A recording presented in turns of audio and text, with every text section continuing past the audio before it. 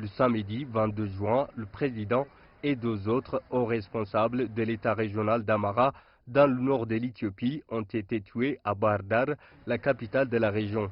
Selon le gouvernement, il s'agissait d'une tentative de coup d'État manqué qui visait à contrôler l'État régional et qui aurait été perpétrée par le général Assameno Sigé, chef de sécurité de l'État régional. Ce dernier est mort lors d'un échange de coups de feu avec les forces de sécurité alors qu'il s'échappait, selon le bureau du Premier ministre, qui a révélé vendredi soir que plus de 250 personnes avaient été arrêtées en lien avec cette affaire.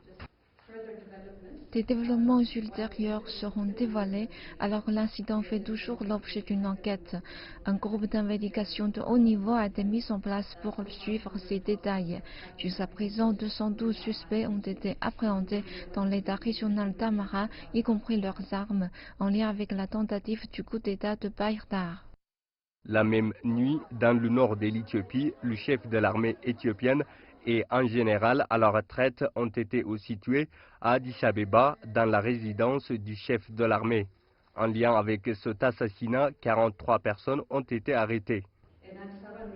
À Addis Abeba, à propos de l'assassinat du général Sahare Mekonnen et le général Abera Kezae, le caporal Messafint a été arrêté. Avec lui, 42 autres personnes ont été aussi appréhendées avec divers types d'armes et de documents de planification.